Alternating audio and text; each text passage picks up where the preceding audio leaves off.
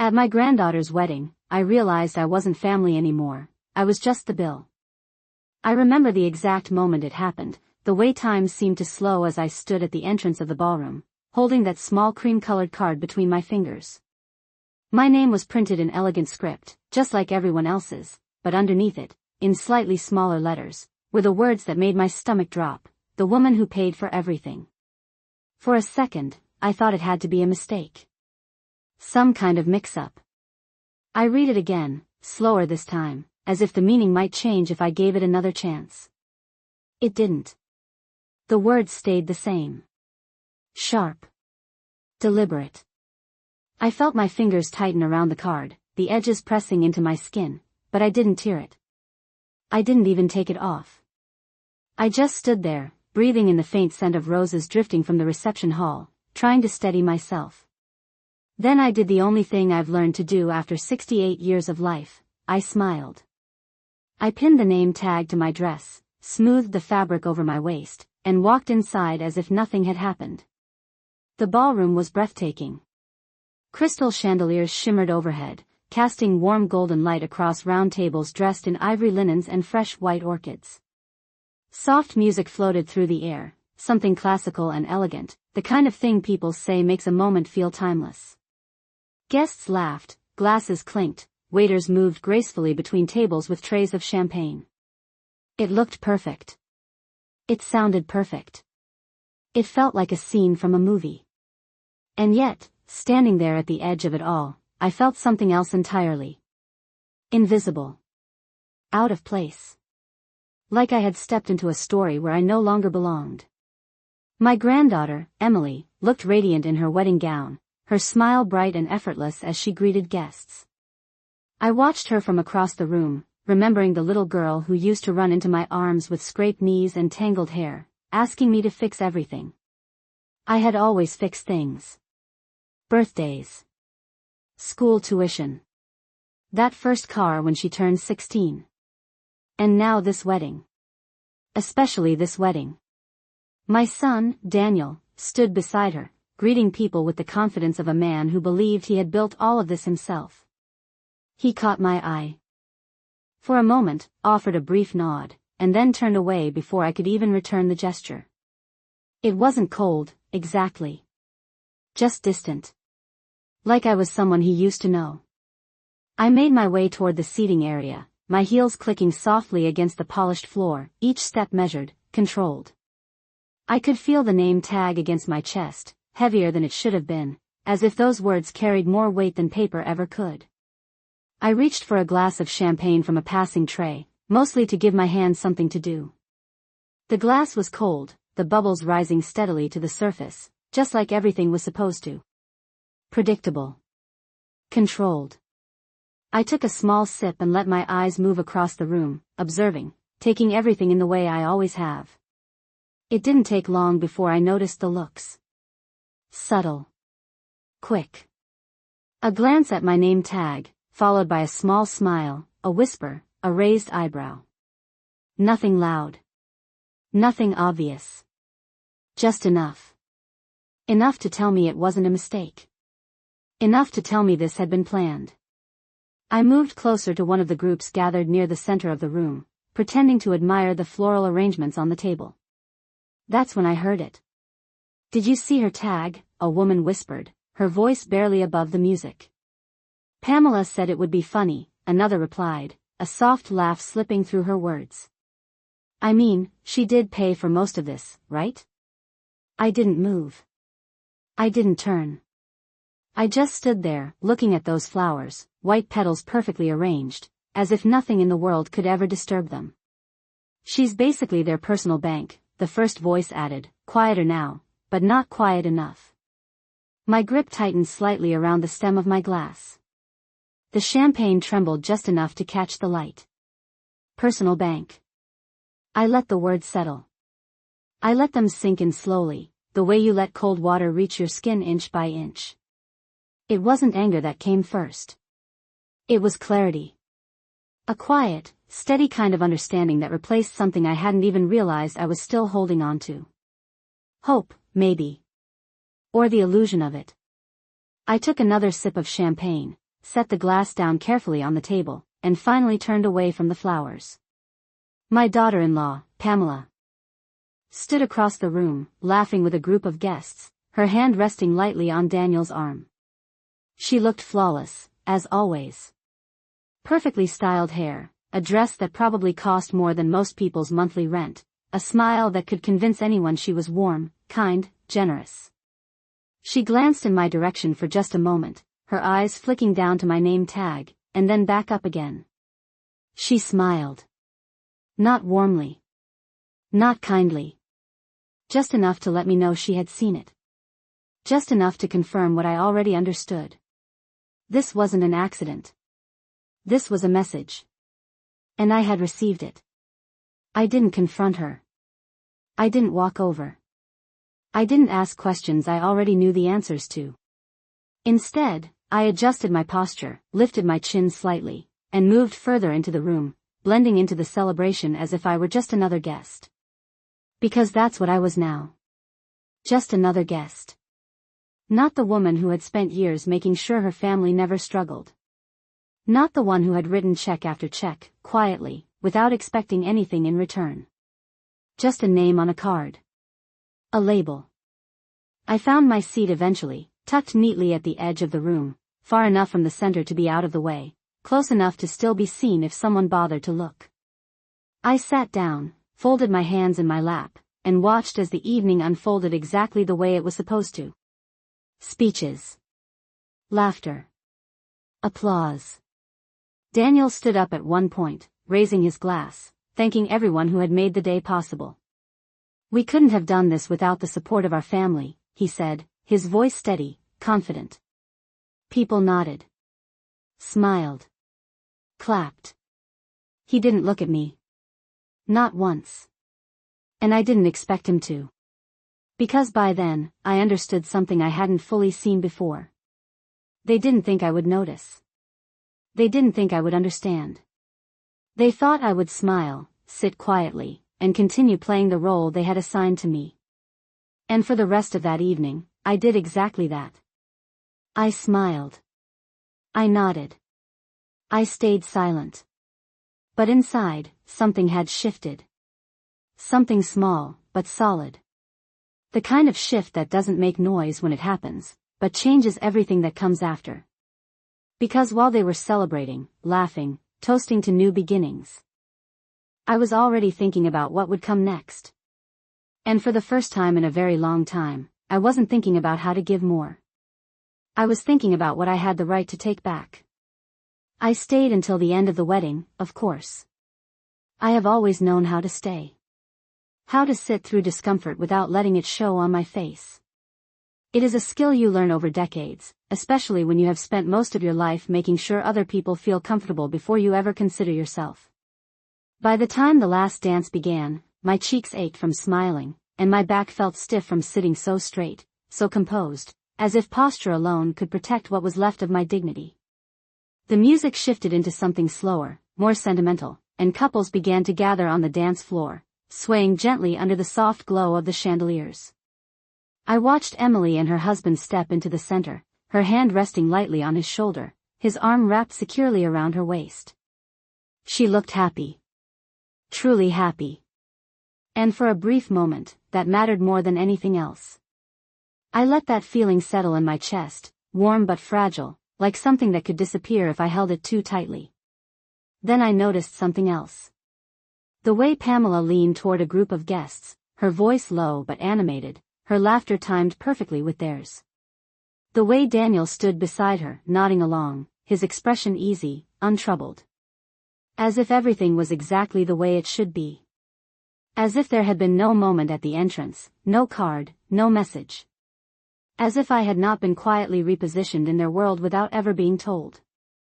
I stood slowly from my chair, smoothing my dress again, more out of habit than necessity, and made my way toward the exit. No one stopped me. No one asked where I was going. The doors opened with a soft push, and the cool evening air met my face like a gentle reminder that there was still a world outside that room. The parking lot stretched out under the dim glow of streetlights, rows of cars lined up neatly, everything quiet in a way the ballroom had not been all evening. I walked to my car at an unhurried pace, the sound of my heels softer now against the pavement, the rhythm steady, familiar. When I reached the driver's door, I paused for just a second, my hand resting on the handle. I could still hear the faint echo of music from inside, muffled by walls and distance. It felt far away already. I opened the door, slid into the seat, and closed it behind me, shutting out the sound completely. Silence settled around me, thick and immediate. I sat there for a moment without starting the engine, my hands resting in my lap, my reflection faintly visible in the darkened windshield. The woman looking back at me did not look broken. She looked tired. But more than that, she looked awake. I reached up slowly and removed the name tag from my dress. The adhesive pulled gently against the fabric, leaving behind a small, nearly invisible mark. I held the card in my hand again, reading the words one more time. The woman who paid for everything. This time, they did not sting the same way. This time, they felt like confirmation.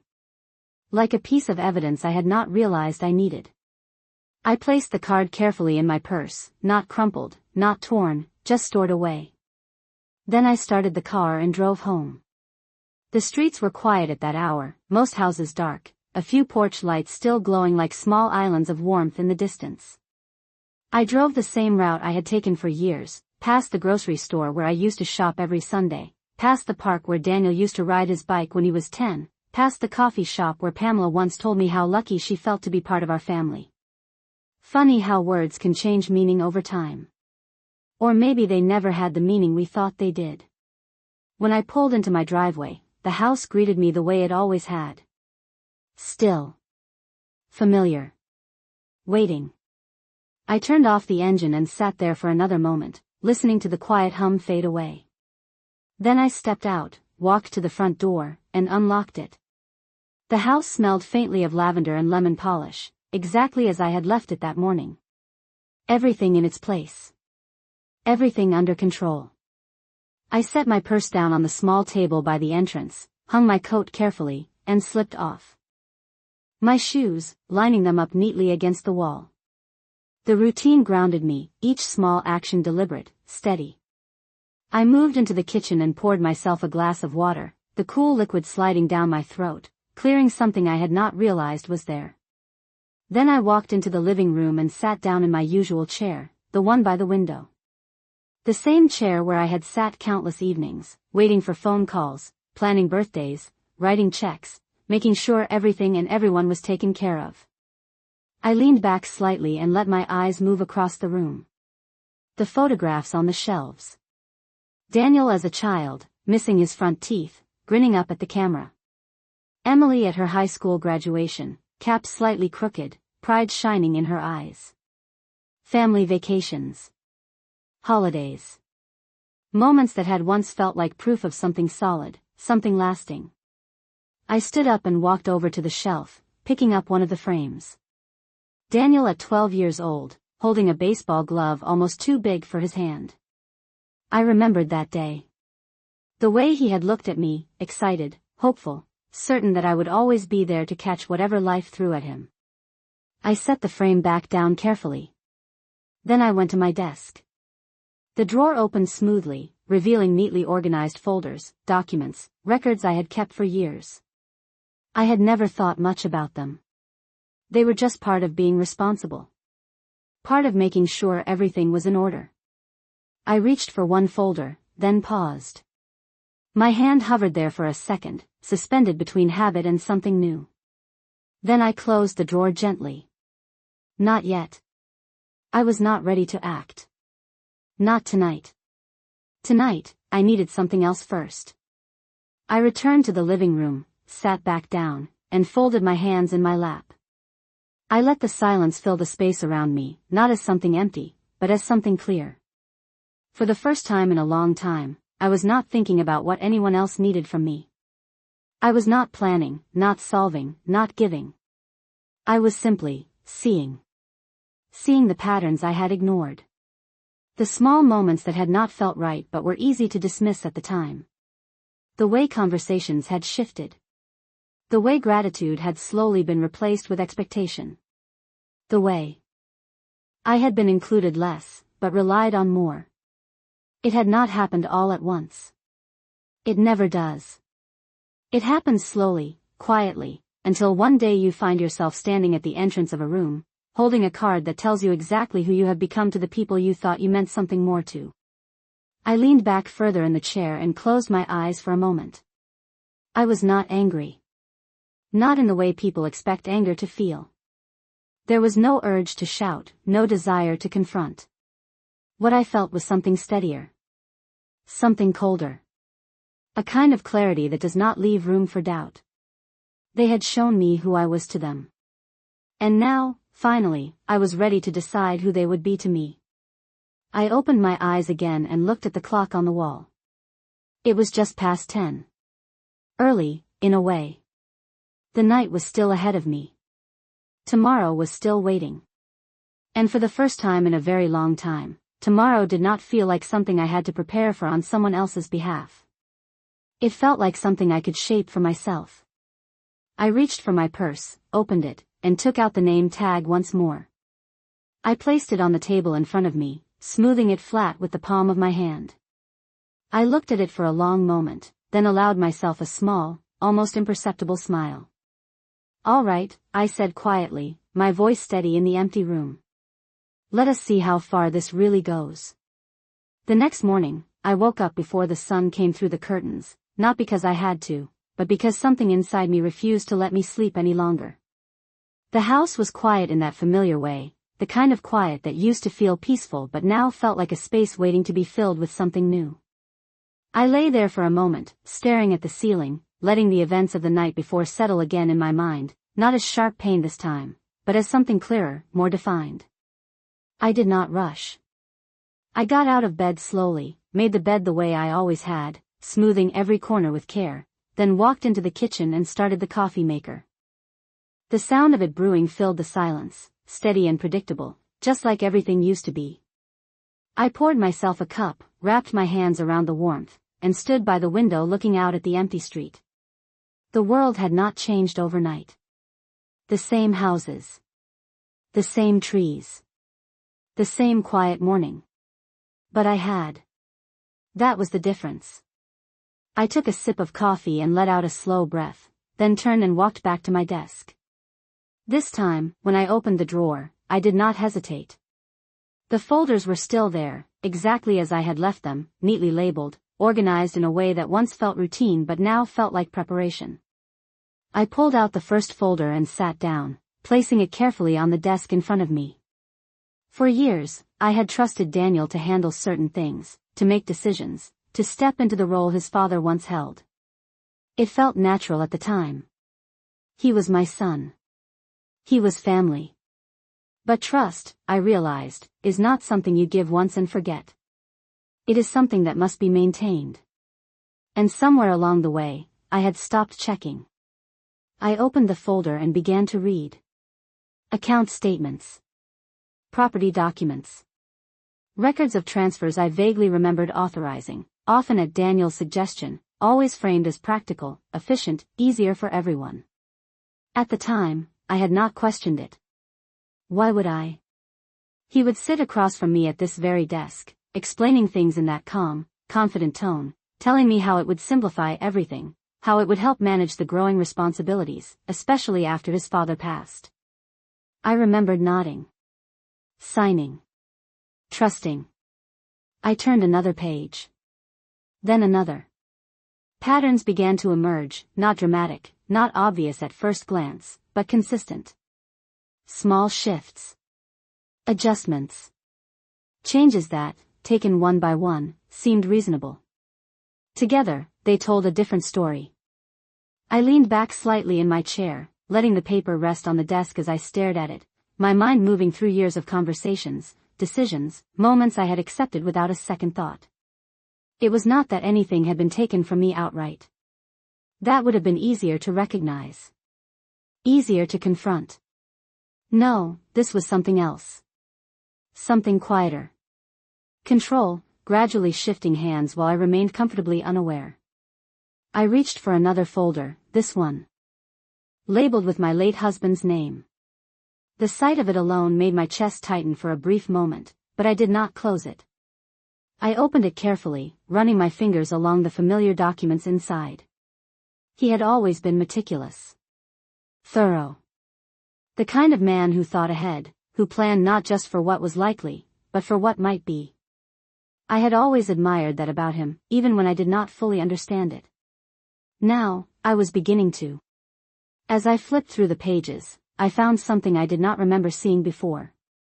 A document tucked behind others, dated a few years before his passing. I pulled it out slowly, reading the heading, then the lines beneath it, my eyes moving more carefully now, more deliberately. It was not long. It did not need to be. The language was precise, clear, leaving very little room for interpretation. I felt my breath slow as I read it again, just to be certain. Then a third time. This time, I understood exactly what I was looking at. I placed the paper flat on the desk and sat very still. So he had known. Not everything, perhaps, but enough. Enough to take steps. Enough to make sure that certain things could not be altered without my direct involvement. Enough to protect me, even from within the very family we had built together. I let out a quiet breath, not of relief, but of recognition. He had not said anything at the time. Or maybe he had, in ways I had not fully heard. Subtle warnings. Questions about decisions. Small pauses when Daniel spoke about finances, about future plans. I had brushed them aside, believing in the version of our family I wanted to see. Now, that version felt distant. Not gone, but replaced by something more honest. I reached for my coffee again, now lukewarm, and took a small sip, my eyes still on the document in front of me. This changed things. Not in a dramatic, immediate way, but in a fundamental one. It meant I was not as dependent as they believed. It meant I had options. It meant that the role they had assigned to me, the one written so casually on that name tag, was not the only one available to me. I set the cup down and straightened the papers, aligning them carefully, before placing them back into the folder. Then I closed it and rested my hands on top of it for a moment, feeling the weight, not just of the paper, but of what it represented. For the first time since the wedding, I allowed myself a small, controlled smile. Not because I was pleased. Not because I felt vindicated. But because I understood the situation clearly now, and clarity, I have learned, is far more valuable than comfort. I stood up from the desk and walked back to the window, looking out at the street again as the morning light grew stronger, casting long shadows across the pavement. Somewhere in the distance, I heard a car pass, the sound fading quickly. The day was beginning, just like any other. But this day, unlike the ones before it, belonged entirely to me. I did not need to rush. I did not need to confront anyone. Not yet. There is a difference between reacting and deciding, and I had no intention of reacting. They had made their assumptions. They had played their part. Now it was my turn, and I would take it at my own pace. I turned away from the window and glanced back at the desk, at the drawer that was still slightly open. Inside it were years of records, decisions, proof of a life I had built, maintained, and quietly sustained for everyone around me. They had seen the results of that work. They had benefited from it. But they had never truly understood it. That, I realized, was their first mistake. And I had no intention of correcting it. Not yet. I closed the drawer gently, the sound soft but final, and picked up my purse from the table. The name tag was still inside. I could feel it there without even looking. I did not take it out this time. I did not need to. I already knew what it said. What mattered now was what I was going to do about it. And for the first time in a very long time, I was not thinking about how to make things easier for anyone else. I was thinking about how to make them right for me. I did not call Daniel that day. I did not send a message, did not ask questions, did not mention the wedding, the name tag, or the quiet conversations I had overheard. Instead, I let the day move forward as if nothing had changed, even though everything had. There is a certain kind of power in silence, I have learned, especially when people expect you to speak too soon. By mid-morning, the house felt different, not because anything had physically changed, but because I was seeing it differently. The same furniture. The same photographs. The same carefully arranged details. But now, every corner of this house felt like something I had built with intention, something that belonged to me in a way I had not fully acknowledged before. I moved through the rooms slowly, not cleaning, not organizing, just observing. In the dining room, I paused by the long wooden table, the one that had hosted birthdays, holidays, and countless family dinners over the years. I ran my fingers lightly across its surface, remembering how many times I had sat at this table, listening more than speaking, making sure everyone else was comfortable, everyone else was heard. I used to believe that was what held a family together. Now, I was not so sure. My phone buzzed on the kitchen counter, breaking the quiet. I did not rush to answer it. I walked over, picked it up, and looked at the screen. Daniel. Of course. I let it ring once more before answering, my voice calm, steady, exactly as it had always been. Good morning, Daniel. There was a brief pause on the other end, as if he had expected something else. Morning, Mom, he said, his tone casual, almost light. Did you get home okay last night? I leaned slightly against the counter, looking out the window as I spoke. I did. Everything went smoothly. Another pause. Short, but noticeable. Good, he said. It was a great night, right? Everything turned out perfect. I let that word settle for a moment. Perfect. Yes, I replied. Everything was very well put together.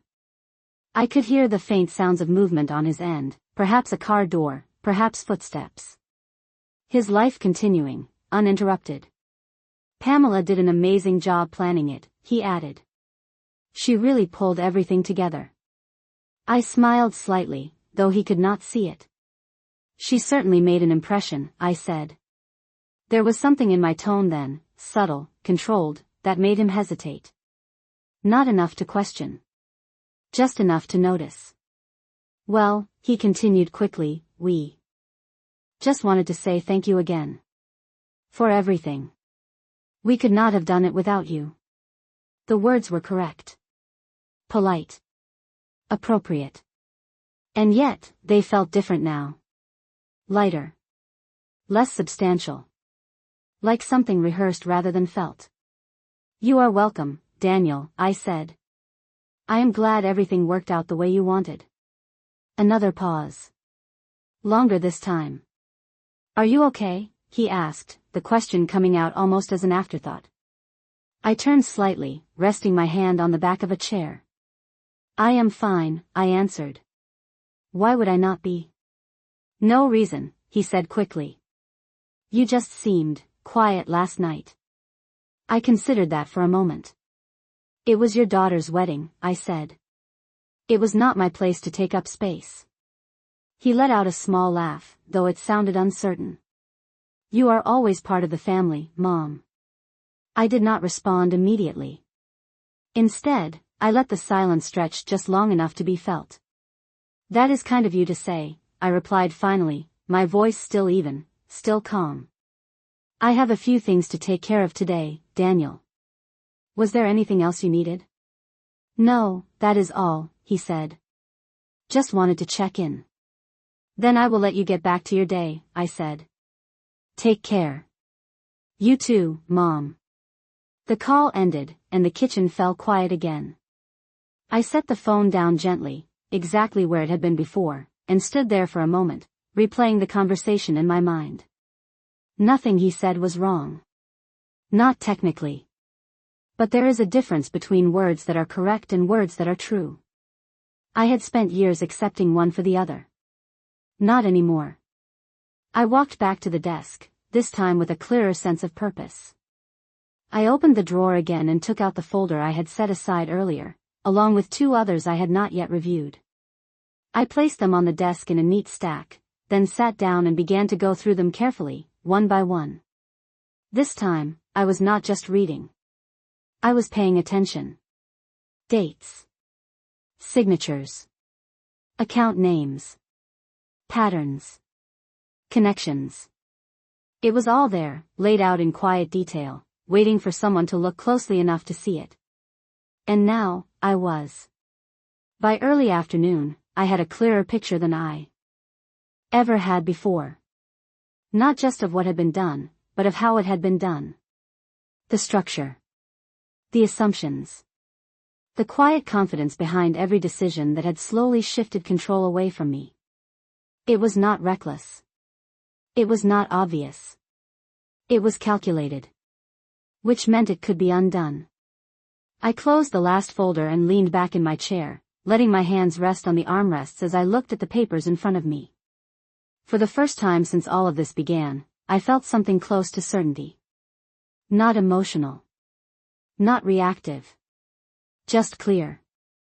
I reached for my phone again, this time not to answer a call, but to make one. I scrolled through my contacts until I found the name I was looking for.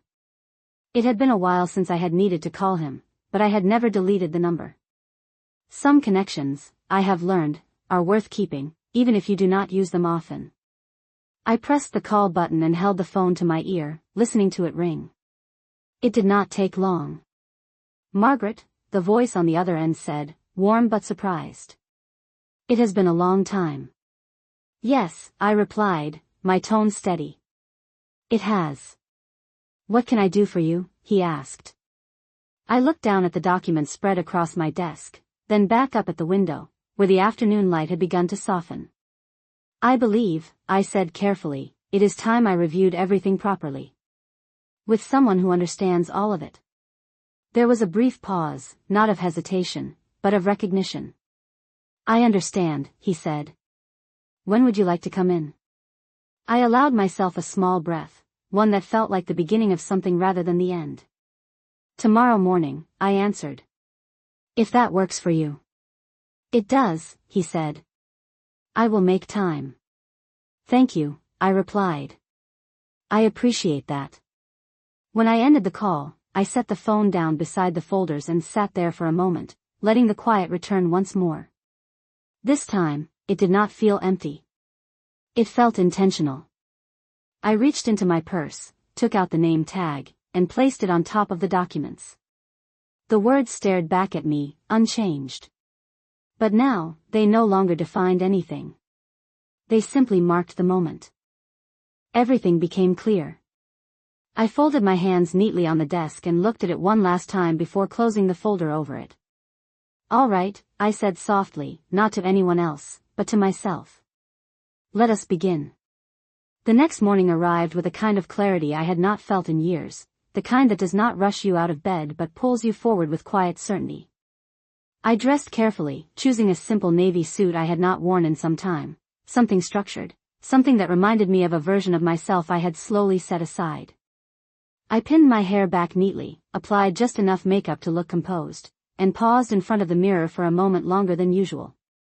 I was not looking for approval. I was measuring something else. Readiness, perhaps. When I picked up my purse, I made sure the folder was inside, along with the name tag I had folded and placed between the documents. I did not know yet if I would need it, but it felt important to bring it with me.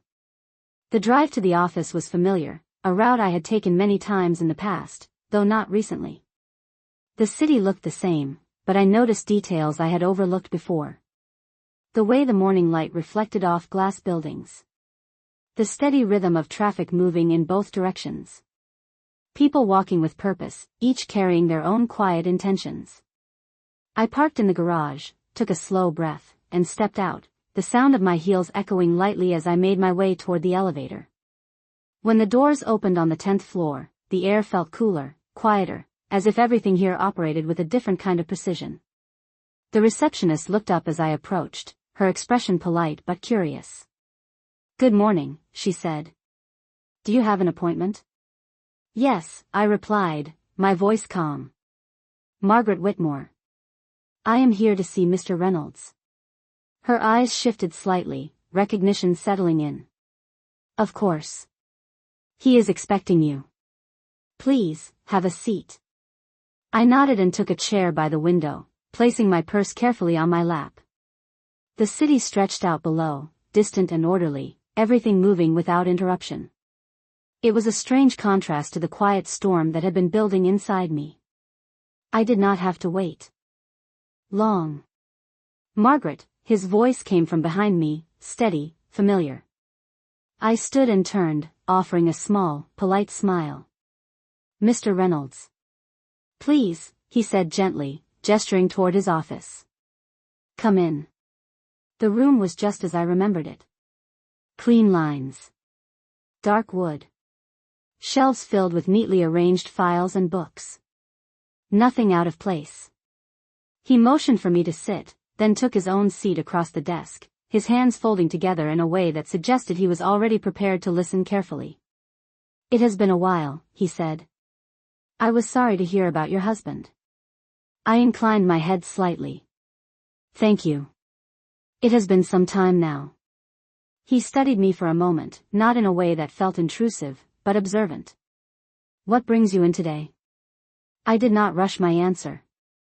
I opened my purse, took out the folder, and placed it on the desk between us, along with the name tag, which I set gently on top. His eyes moved to it briefly, then back to me. "I believe," I said, choosing my words carefully, "that I have been too hands-off with certain matters. I would like to review everything. Thoroughly." He nodded once, slowly, as if confirming something he had already suspected. "Of course," he said. "We can go through it together." He reached for the folder, opening it with practiced ease, his eyes scanning the documents inside. The room fell into a quiet rhythm, the soft sound of paper shifting, the occasional pause as he read more closely. I watched him, not impatient, not anxious, simply attentive. After a few minutes, he leaned back slightly in his chair, his expression thoughtful. "These structures," he said, tapping lightly on one of the pages, "they were set up with your authorization. But I assume you would like to understand the full scope of control and access?" "Yes," I replied. "In detail." He nodded again and began to explain, his voice clear, precise, walking me through each layer, each decision, each implication. The accounts. The properties. The transfers. The roles assigned, both formally and informally. As he spoke, I listened carefully, not interrupting, not reacting, just absorbing. It was not overwhelming. It was not confusing. It was simply information I had not taken the time to fully understand before. And now, I did. "There is something else," he added after a moment. Reaching into a separate file on his desk. He pulled out a document and placed it in front of me. I recognized it immediately. The same one I had found the day before. "Your husband requested this be included," he said. "As an added layer of protection." I looked down at it, then back up at him. "Protection from what?" I asked. He held my gaze for a brief moment before answering. "From decisions being made without your full awareness. And from control being consolidated in ways that could limit your authority." I let that settle, the words aligning with what I had already begun to understand. "And this is still in effect?" I asked. "Yes," he said. "It has not been altered." I allowed myself a small, controlled breath. "Then I would like to activate it," I said. There was no hesitation in my voice. No uncertainty. Just a clear decision. He nodded once more, as if this, too, was something he had expected. "We can begin that process today," he said. "It will require a few formal steps, but nothing complicated." "Good," I replied. He gathered a few additional documents, explaining each one briefly before sliding them across the desk for me to review. I read them carefully, line by line, not skimming, not assuming. When I was satisfied, I signed where indicated, my pen moving steadily across the paper. Each signature felt less like an obligation and more like a reclaiming. When it was done, he collected the documents and placed them in a separate folder. "This will adjust access and oversight," he said. "Effective immediately, once processed." "Thank you," I replied. He studied me again, this time with a slight shift in his expression. "If I may ask," he said, "what prompted this?" I considered the question for a moment, then reached for the name tag, sliding it slightly toward him. "Perspective," I said simply. He glanced at it again, then back at me, understanding passing through his expression without the need for further explanation. "I see," he said quietly. I stood, gathering my things, the weight of the folder in my purse feeling different now, not heavier, but more defined. "I appreciate your time," I said. "Of course," he replied, standing as well. "If you need anything further, you know where to find me." "I do," I said, as I stepped out of his office.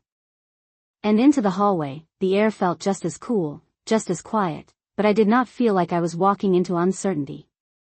I felt like I was walking into something I had already decided. The elevator doors closed softly, and as I descended, I allowed myself one final thought, not of what had been taken, but of what had just been returned. And for the first time since that wedding, I no longer felt like a guest in my own life. When I stepped out of the building, the afternoon light felt different against my skin, not warmer, not brighter, just clearer, as if everything had sharpened into place. I did not rush to my car. I walked at a steady pace, my heels echoing softly against the pavement, each step grounded in something I had not felt in a long time. Control. Not the kind that demands attention, but the kind that settles quietly, firmly, without needing to announce itself. By the time I reached home, the house no longer felt like a place I had been waiting in. It felt like a place I had returned to. I set my purse down on the table, removed my coat, and moved through the rooms with the same deliberate calm I had carried all morning. Nothing had changed, and yet everything had. The difference was no longer outside of me. It was in the way I moved, the way I saw, the way I chose what to do next. I walked into the kitchen and poured myself a glass of water, taking a slow sip as I leaned lightly against the counter. My phone rested nearby, silent for now, but I knew that would not last. It never does. People notice changes, even when they cannot name them. Especially then. I did not have to wait long. The screen lit up, and Pamela's name appeared. I watched it for a moment before answering, not out of hesitation, but out of intention. "Hello, Pamela," I said, my voice even. "Margaret," she replied, her tone bright, almost overly so. "I just wanted to check in and see how you were doing after the wedding." I let the question settle for a second. "I am doing well," I answered. "It was quite an event." "It really was," she said quickly. "Everything came together perfectly. We could not have done it without your help." The words sounded familiar now, almost rehearsed, like lines repeated often enough to feel natural. "Yes," I said. "That seems to be the theme." There was a slight pause on her end, barely noticeable, but there. "I hope you enjoyed yourself," she added, her tone softening just enough to suggest concern. "I noticed you left a little early." "I stayed long enough," I replied. "It was your daughter's day." Another pause, longer this time. "Of course," she said. "Well, we were thinking of having a small brunch this weekend, just family, to celebrate again. Nothing big. Just something intimate. We would love for you to come." I walked slowly into the living room as she spoke, my eyes moving across the photographs, the familiar pieces of a life I had built. "That sounds lovely," I said.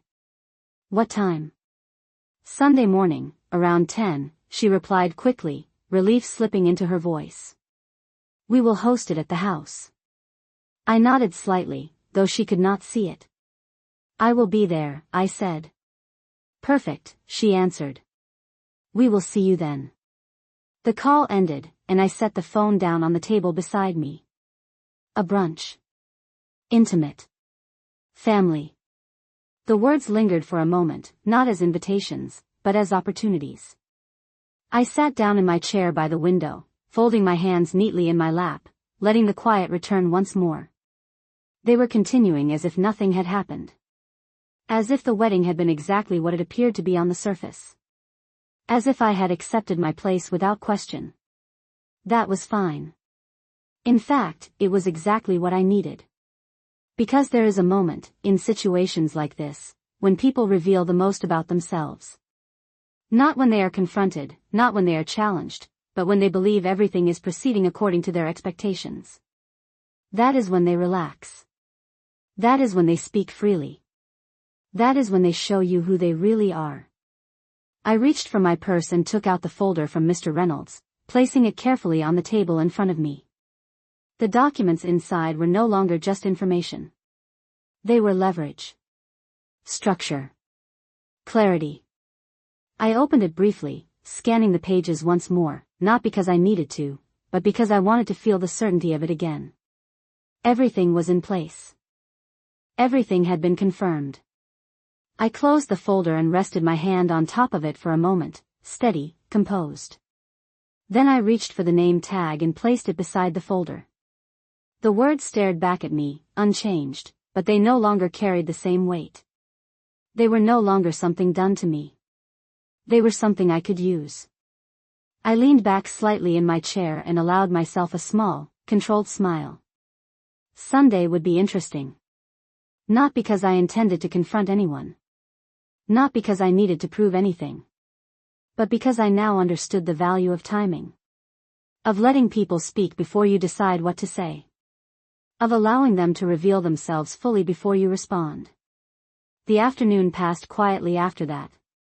I moved through the house with a calm I had not felt in years, making small adjustments, organizing papers, preparing in ways that were not obvious but deeply intentional. By the time evening arrived, everything I needed was already set. Not physically laid out, not dramatically arranged, but understood. Positioned. Ready. I sat down once more by the window as the sky darkened, the streetlights flickering on one by one. The world outside continued as it always had, steady, predictable. But inside, something had shifted permanently. I was no longer reacting to what had been done. I was deciding what would happen next. And for the first time in a very long time, I felt no urgency, no pressure, no need to rush. Because when you finally understand your position clearly, you do not need to act quickly. You only need to act at the right moment. And Sunday, I knew, would be that moment. Sunday morning arrived with a quiet kind of certainty, the kind that does not announce itself but settles into your movements, into the way you breathe, into the way you choose what to wear. I stood in front of my closet for a moment, not searching, not hesitating, simply selecting. A soft gray dress. Elegant, understated. The kind of choice that does not demand attention but never goes unnoticed. I dressed slowly, deliberately, smoothing the fabric over my waist, adjusting the sleeves, ensuring every detail was exactly as it should be. Not for them. For me. When I looked in the mirror, I did not see someone preparing for a family brunch. I saw someone stepping into a moment she had already decided how to handle. I picked up my purse, making sure the folder was inside, along with the name tag, still folded neatly between the documents. Then I left the house without rushing, locking the door behind me with the same calm I had carried all week. The drive to Daniel's house felt shorter than usual, or perhaps I simply noticed it less.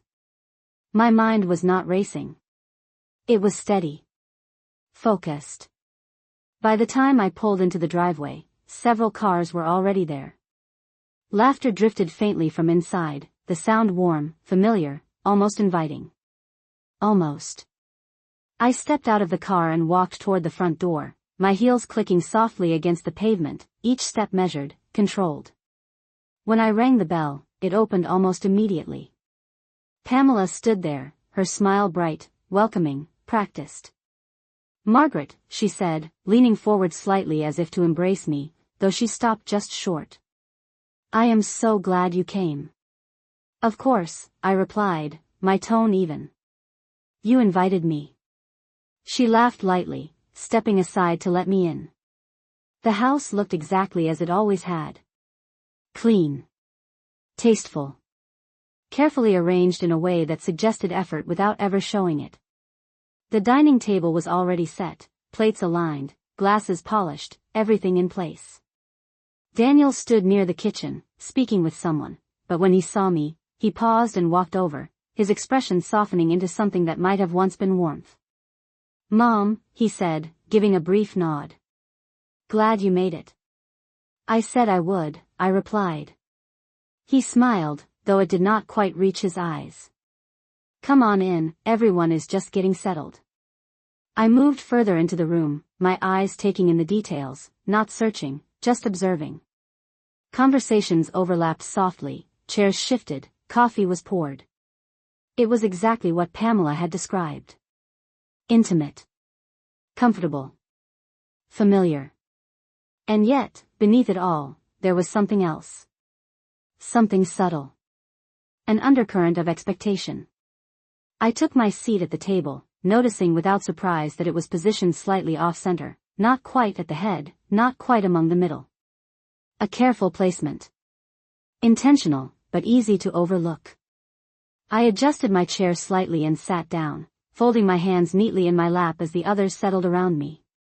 Pamela moved gracefully between the kitchen and the table, placing dishes down.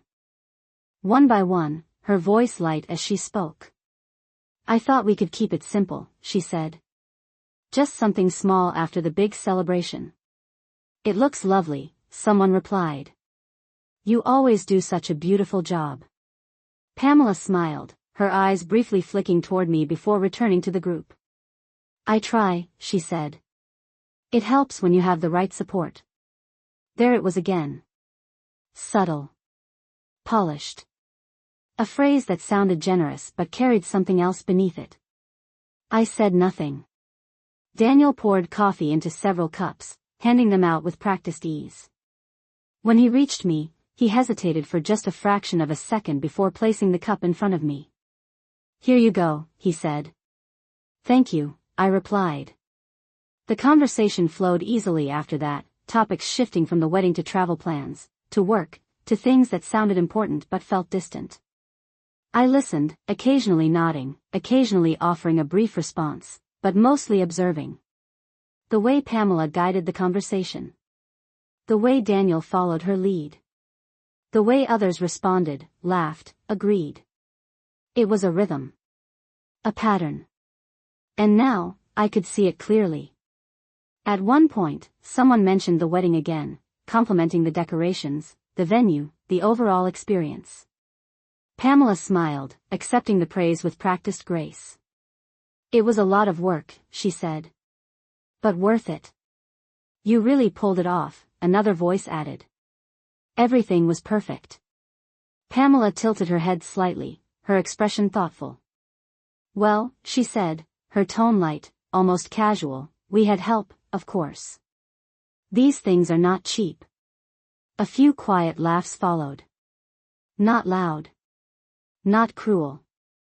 Just enough. I lifted my coffee cup and took a small sip, letting the warmth settle without reacting.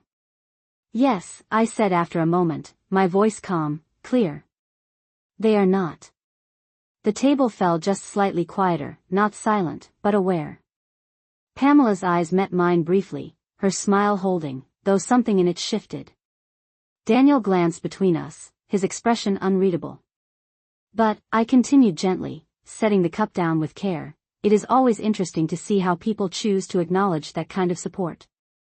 No one spoke immediately. The words were simple. Neutral. And yet, they carried enough weight to be felt. Pamela let out a small laugh, though it sounded tighter this time. "Of course," she said. "We are very grateful." I nodded once, slowly. "I am sure you are." The conversation moved on quickly after that, almost too quickly, as if everyone had silently agreed to shift away from the moment before it settled too deeply. But the air had changed. Subtly. Enough. I leaned back slightly in my chair, my hands resting calmly in my lap, my expression unchanged. I was not here to argue. I was not here to accuse. I was here to watch. To listen. To let them continue exactly as they had been. Because every word, every glance, every carefully chosen phrase was adding to something larger. Something I did not need to interrupt. Not yet. And as I sat there, surrounded by people who believed they understood the situation completely, I realized something else.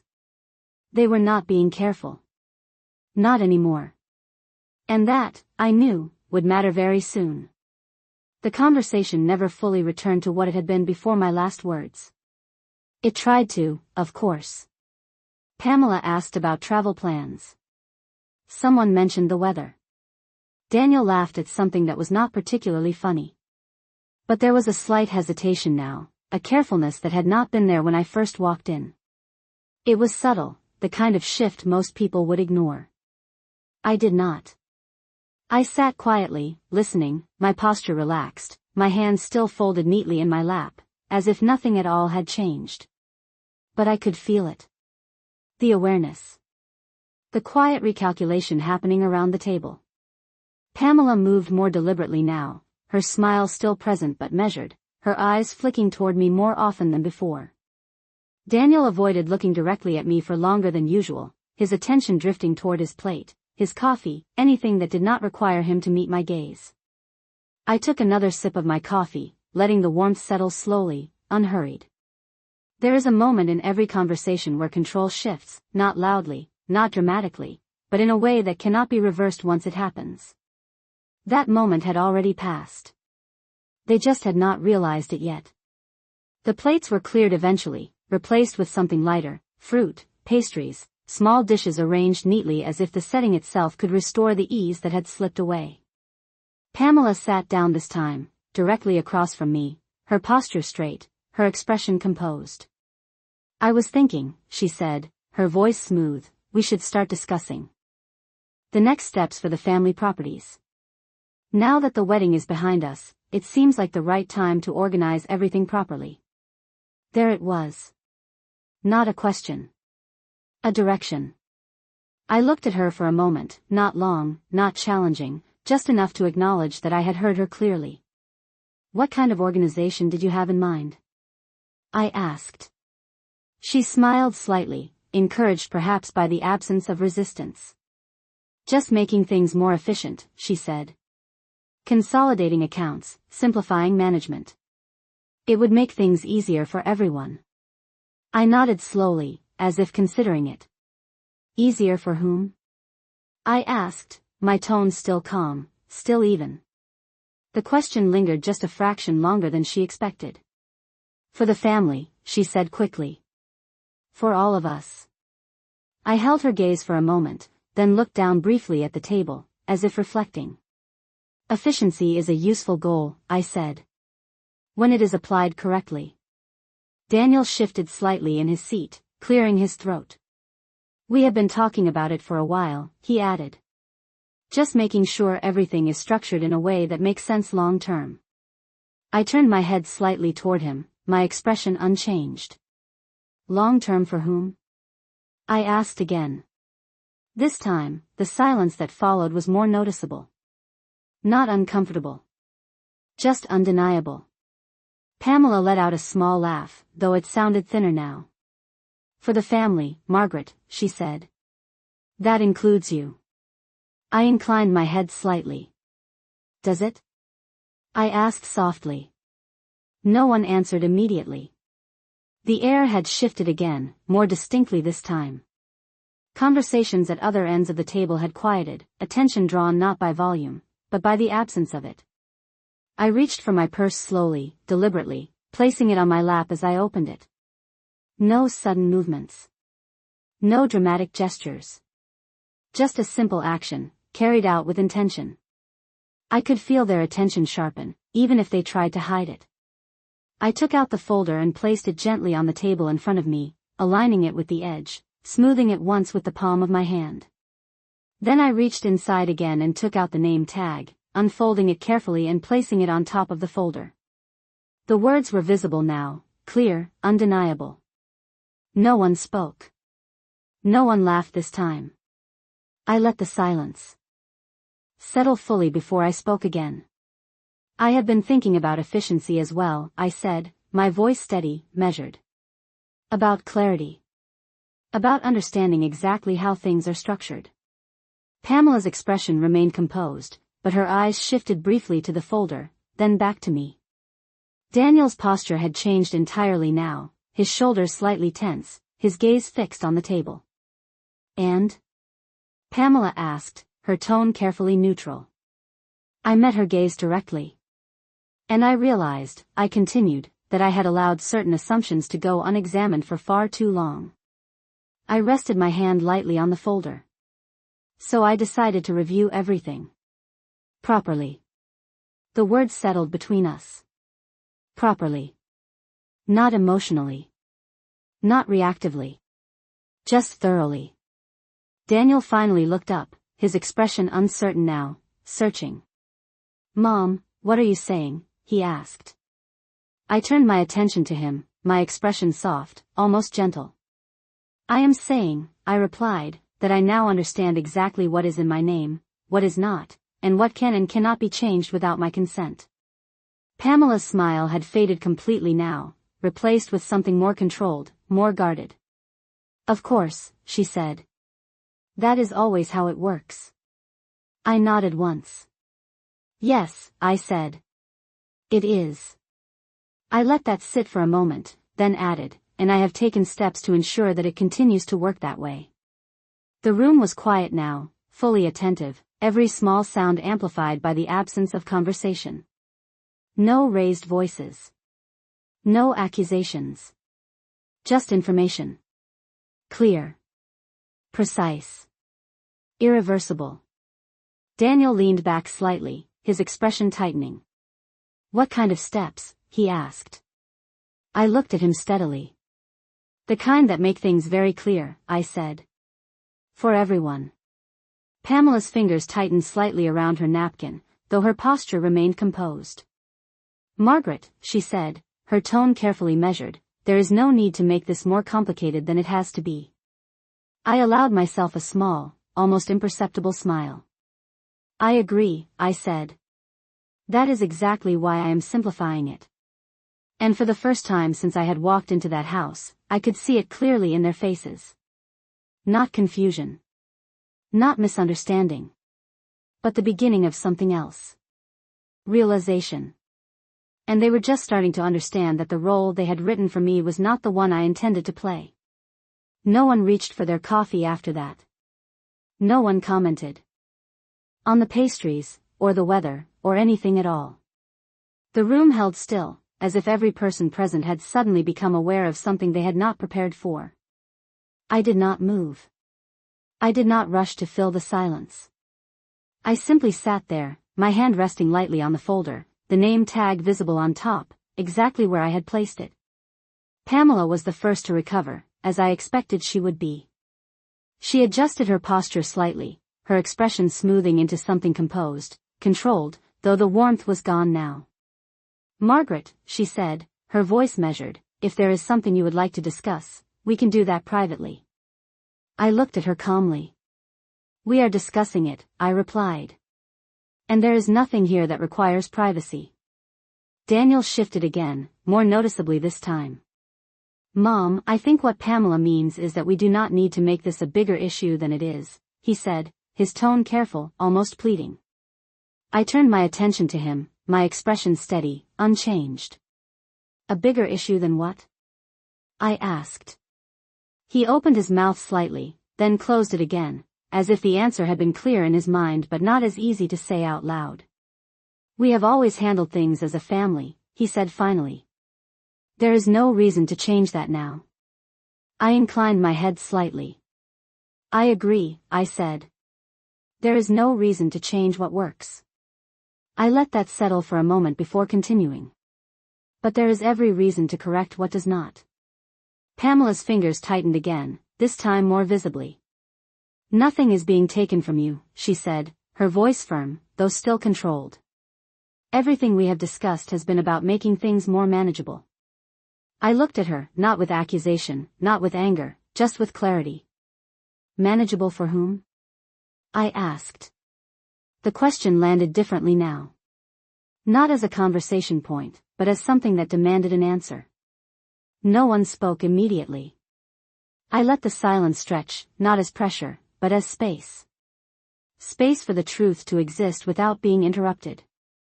Then, Slowly, I opened the folder. The sound of paper moving was quiet, but in that moment, it carried. I turned one page, then another, not quickly, not dramatically, just enough to show that I knew exactly what I was looking at. These arrangements, I said, my voice even, they were presented to me as conveniences. Simplifications. Ways to reduce complexity. I glanced up briefly, meeting Daniel's eyes. Do you remember that? He swallowed slightly, his expression tightening. Yes, he said. Because that is what they were. I nodded once. That is what they appeared to be, I corrected gently. Pamela leaned forward slightly now, her composure still intact but her attention fully engaged. What are you implying? She asked. I did not answer immediately. Instead, I closed the folder again and rested my hand on top of it, grounding the moment before I spoke. I am not implying anything, I said. I am clarifying. I let my gaze move across the table, taking in each face, each expression, each quiet reaction. There are structures in place that limit access, that define control, that determine who can make decisions and who cannot, I continued. I was aware of some of them. Not all. I paused, just briefly. Now I am. Daniel's voice came next, quieter than before. Mom, we were only trying to help. After Dad passed, things were complicated. We thought it would be easier if we handled certain things for you. I looked at him, not unkindly. You thought it would be easier, I repeated. And for a while, I agreed. I let that acknowledgement sit, not as agreement, but as context. But ease and oversight are not the same thing, I added. Pamela's tone sharpened slightly, though she kept it controlled. No one has done anything inappropriate, she said. Everything has been transparent. I allowed myself a small pause before responding. Transparency requires understanding, I said.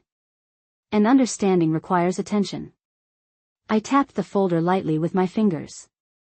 I have given that attention now. The words settled heavily, not because they were loud, but because they were final. Daniel leaned forward slightly, his voice lower. So what does that mean? He asked. I met his gaze directly.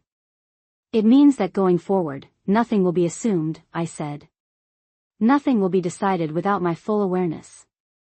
And nothing will be structured in a way that removes my authority over what is mine. Pamela's expression tightened, just for a moment. No one is trying to remove your authority, she said. I held her gaze. You already have, I replied calmly. The truth of it did not need emphasis. It did not need volume. It only needed to be stated. The room remained still, every person present aware that something had shifted beyond repair. Not broken. Just changed. I reached for the name tag then, lifting it gently from the table and holding it between my fingers. This, I said, glancing down at it briefly, was very clear. I looked back up, my voice steady. More clear than you intended, I believe. Pamela said nothing this time. Daniel did not either. There was nothing left to reinterpret, nothing left to soften. I placed the name tag back down, not as evidence, not as accusation, but as a marker. A moment defined. I am not here to argue, I said. And I am not here to assign blame. I let that settle, allowing the absence of hostility to carry its own weight. I am here to make sure that from this point forward, everything is exactly as it should be.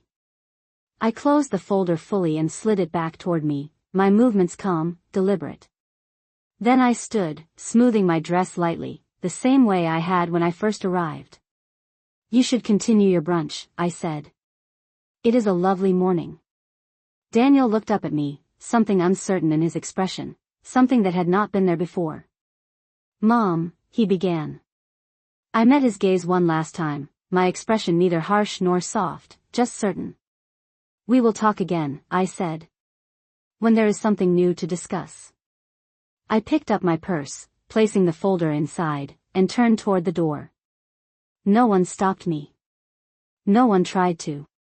And as I walked out of that house, the sound of my heels steady against the floor, I realized something with absolute clarity. I had not raised my voice. I had not argued. I had not demanded anything. And yet, for the first time, they had heard me exactly as I intended.